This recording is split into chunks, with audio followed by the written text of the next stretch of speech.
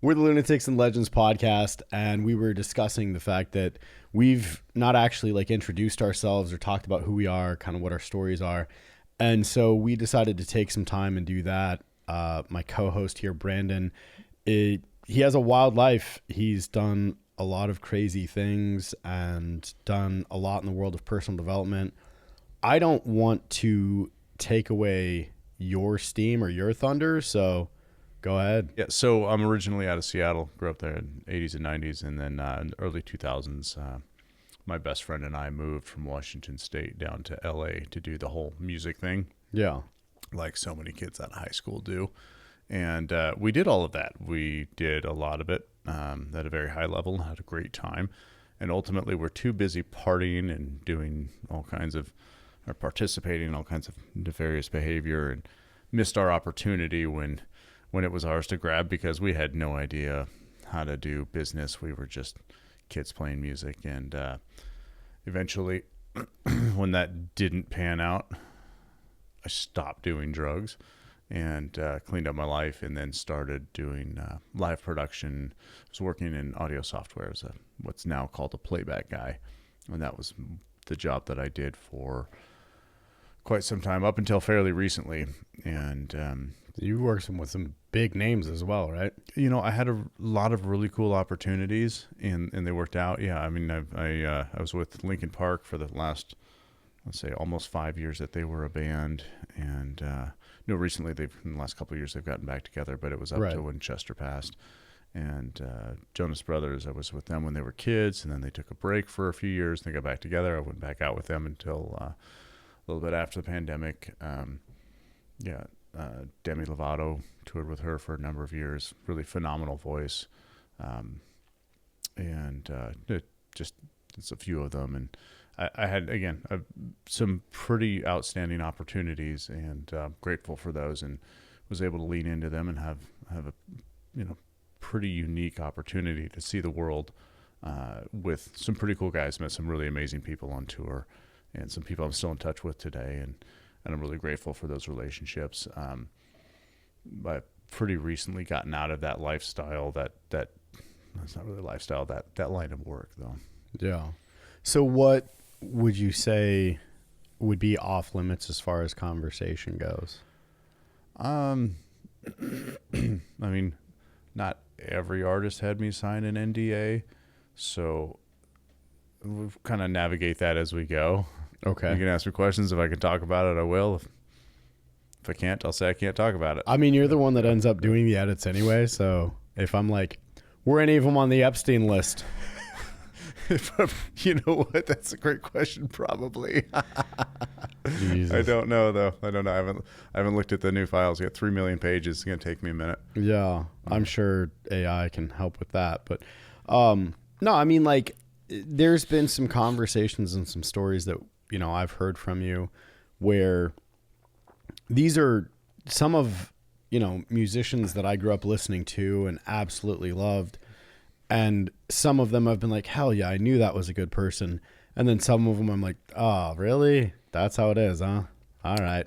Yeah, it's pretty hit or miss. Some of them were a little bit of a surprise. Some of them were not. Right.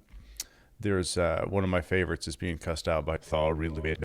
That's a kind of a rite of passage in the industry, is having that guy look you square in the eyes and, run through all the different ways that one person can construct a series of profanity. And so when that was happening to me, I kind of like, externally was like, yeah, okay, yeah, uh-huh. And internally I was kind of like a giddy child, like, it's happening. That's, yeah, all right.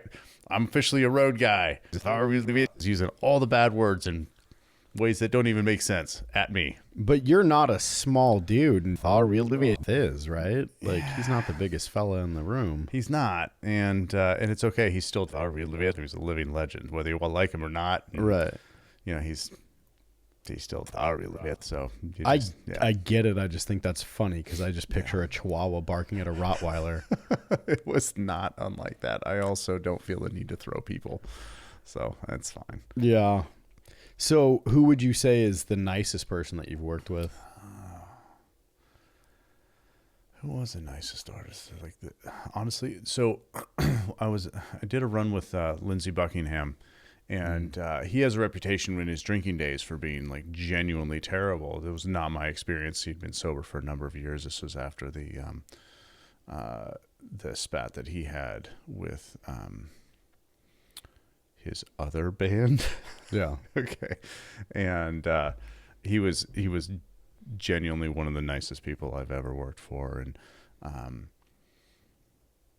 yeah, a lot of great memories on that tour. That was a lot of fun, and a really good friend of mine who I met on out with Demi Lovato had brought me into that camp, and that was a lot of fun. Yeah. Yeah. Well, I was happy to hear that you were saying even earlier today, like how awesome Jonathan Davis at Korn was. Mm-hmm. Like I grew up listening to that dude, love that dude. And so it was good to hear that he's actually like a really nice person and a positive person. So to be fair, I didn't actually work for Korn. In the mid 2000s, Korn had a backing band, and my best friend, Kalen, my WBFF, he the W is for worst best friend forever. Got it. And he had gotten hired in that backing band as the White Rabbit.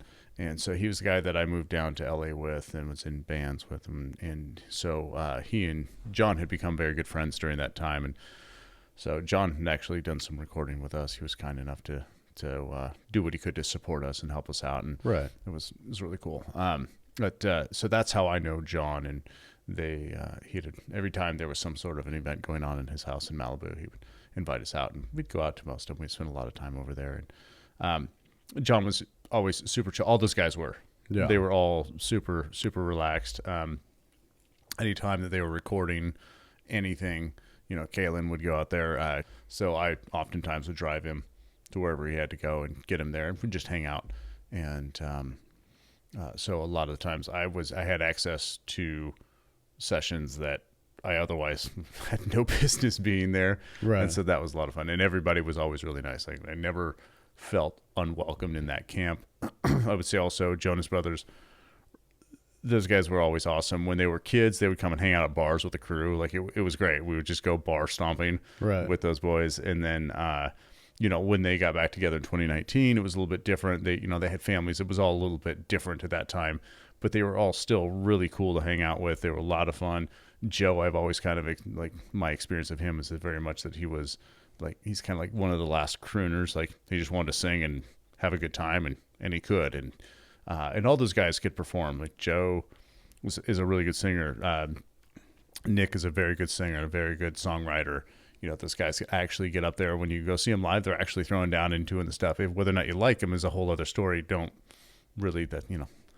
never really thought about artists that I work for in a context of, do I like their music? That's not why I was hired to do a job. Some of the guys from Linkin Park were in their own world. Some of them were really down to earth. It just kind of depends, what's going on. There's 6 guys with all their own things going on. So sometimes you get a great version of them. Sometimes you get a version where they were just not connected to the room. Right. Which is not, I think is anybody that thinks that someone's going to be the best version of themselves in every scenario, I think that that's not fair to that person, right? Right. Well, I mean, people all the time are attributing different personalities to people that they have no idea who they are. They just like their music and such. I mean, again, even with Jonathan Davis, I was surprised to know that he was so happy-go-lucky from what you were telling me. My experience of him, he was very, very kind. Yeah. Comparative to growing up and listening to, this tortured, dark, Mm-hmm. and I'm sure he has that in him as well. I'm not saying that those are, mutually exclusive, but I'm happy to hear that he's a very nice person, because you would picture from his persona and from what I've heard about him, in his biography and such, very tortured, dark, evil, doesn't sound like it. I think that some people don't carry their all of their experiences with them front and center, right? Yeah. So I think my experience of him was, sans all of that. Not that that wasn't necessarily there, but that's not what he chose to, share with me. And of course, and that makes sense because I didn't really know him that well. I mean, he knew me, and if he saw me, he would say hi and knew exactly who I was, but I was not other than a friend of a friend. Mm-hmm. Like that was my space with that. Yeah. And, and I mean, other artists like Demi Lovato, she was always really sweet to me. I know that she has a Joe Rogan podcast episode that, has not the best attention. My experience of her was that she was always very nice to me. I have a great deal of respect for her as a singer. I mean, on her worst day, she's better than most. Yeah. She's really, really good vocalist. And she was also very smart with how she used her voice. If she wasn't feeling her best and didn't think she could hit that note that day, sure, she'd drop it down an octave. Mm-hmm. Really smart. Didn't have to worry about utilizing software to help her. She could do it. She could do it all. She was really powerful. And she was really kind to me. She was always asking me about, how my kids were doing and just personable stuff. Right. Sometimes she was busy and she had no idea I was there. She's working, but when she had time, she was kind enough to reach out to core crew, that people that she saw, whether we were doing a TV show or a stadium somewhere. She knew who was who in the immediate, core crew. But to be fair, from the story that you told me about your first performance with her, I mean, you did kind of come in as the hero, right? Do you want to tell that story? That was a fun one. Yeah. The, was it just Good Morning America? I don't know. We were in Central Park, and the management company had brought me on because I knew them through Jonas Brothers, and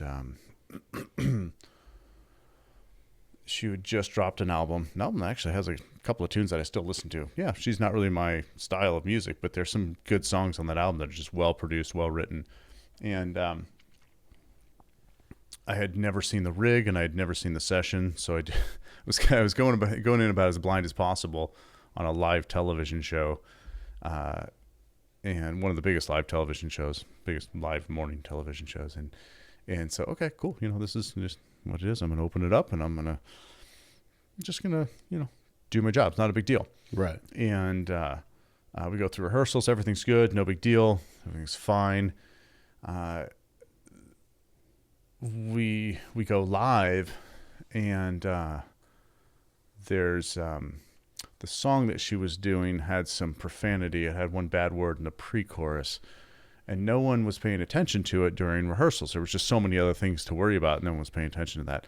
We can't use profanity like that. That's a no-no on live TV. Yeah. In the morning, especially. Yeah.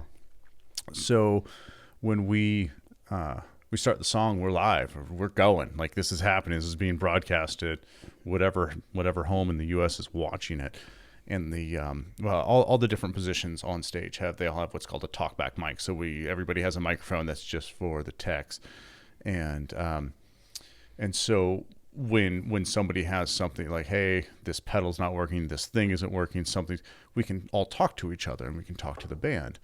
And the music director is behind the keyboards, and he says, hey, he calls me by my last name. He's like, hey, this song, there's a bad word in the chorus. You got to cut it out. He says what it is. He's like, you got to cut that out. And it's like, hey, we're streaming live on television right now. You want me to do an edit while we're going live? Like I think it's a really bad idea, because if I make a mistake, the song stops on live television. He's like, yeah, gonna need you to do that. And as he's talking, we're getting ever closer to the pre-chorus. And so my window to edit is getting smaller and smaller. So I did, while they were streaming, while the song was going live, I was editing streaming content in the software. They were not clean edits by any means. I looked at the waveform, was like, I'm pretty sure it's here. Cool. And I grabbed that one and did cut it out, did a couple of quick fades, went to the next pre-chorus, cut out where I thought it was, did a couple of pre-fade. Like it was super dangerous. And I should have just said no. Like in hindsight, I should have just said, no, you guys can't do that to me. It's not how this works. However, I did it and it was fine. And there was a lot of kudos after the fact, and kind of in the moment was like, that was one of the more irresponsible things I've ever done, because if I had screwed it up, that would have been it. That's your career. That's the whole career done. That's You're the guy wild. that stopped a Demi Lovato song live to the nation. Yeah, brand new, dropping it first time, whatever it was. Yeah, so that was a pretty fun moment in my time doing that. I mean, you would have made the news for her because that ending in a screeching halt while she's dropping her new single live. It could have been up there with the Ashley Simpson SNL moment. Yeah, when everybody found out that the playback was a thing. Yeah. It I don't know if it would have been that bad, but I mean, I'd had never gotten called again. That's for sure. But you're also the type of dude that you would have been like, all right, well, it's been real. On to the next thing. See you later. Yeah. I mean, I don't let a whole lot of things hold me down in that way. So that's just not in my nature. So yeah, I would have moved on to the next thing, but I didn't have to. So that was cool. Who was the best person you ever worked with?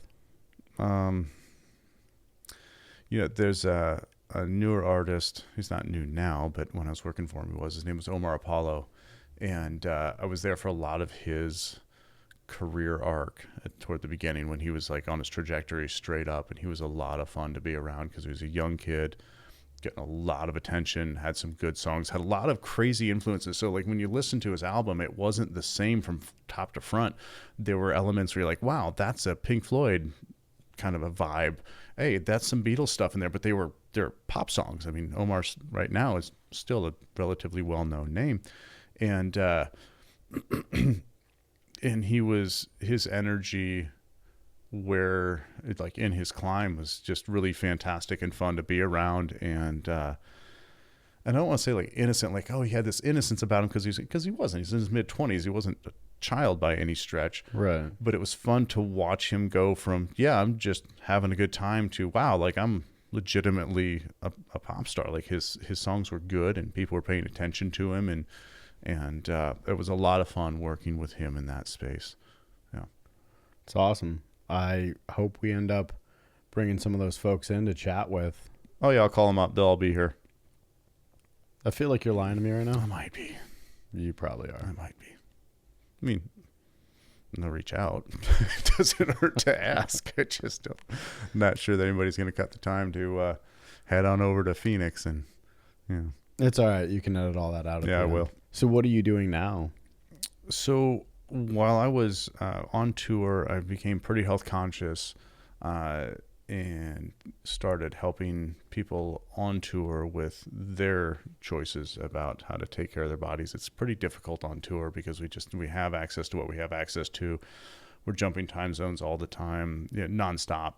And so it's very difficult to like create a daily routine and stick to it. Yeah. And so as I navigated all of that and figured that out for myself, started to gain some attention every time I was on a tour. It's like, okay, well, somebody would want to get healthy and somebody would want, some assistance in that space, essentially some health and wellness accountability coaching. Right. And so I was doing that on the side, helping people. And after years of doing that, it kind of came to a head and I got to a point where people were just asking so much. And then people started asking, well, how much is it? I don't care.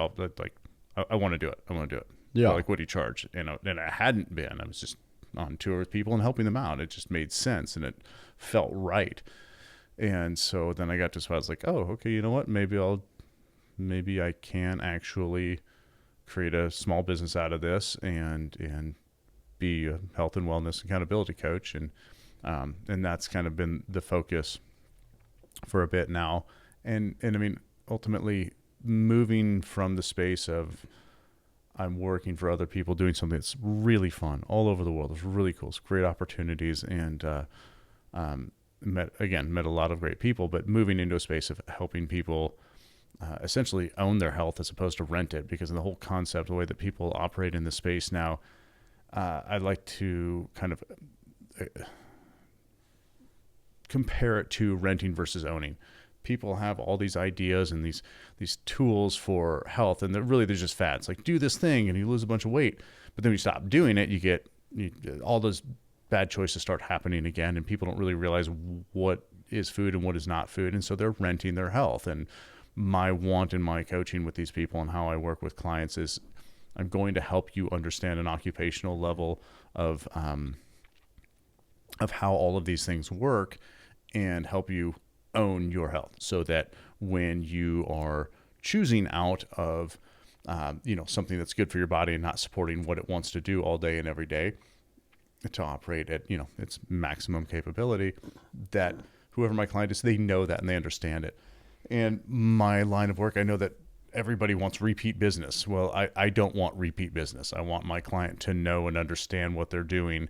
And so when they're done, when they reach their goal, whether it's 30 pounds that they have to lose or it's 130 pounds, when they get to their goal, they know how they got there, they understand it, and they've recreated an entire system of how they operate day to day. And it's simple, it's repeatable. We help them figure out what their equation is to get to their goal. And so going from the live audio space into the health space was an unintentional evolution. Yeah. And you also, you're like you said, not just going after a fad. You're attempting to get them to tailor their habits, but in a way that is not crazy. I mean, you've helped my girlfriend, and I think she's been on your system for a couple weeks and she's down like 13 pounds. Yeah. And that's a pretty up tempo pace. I always like to think if people are losing weight, 3 pounds is screaming fast, 1.5 pounds is good, but anything below 1.5 pounds is on the slow side. And we need to figure out, what's slowing that down. And then anything over 3 pounds is not necessarily unhealthy, but I want to know why.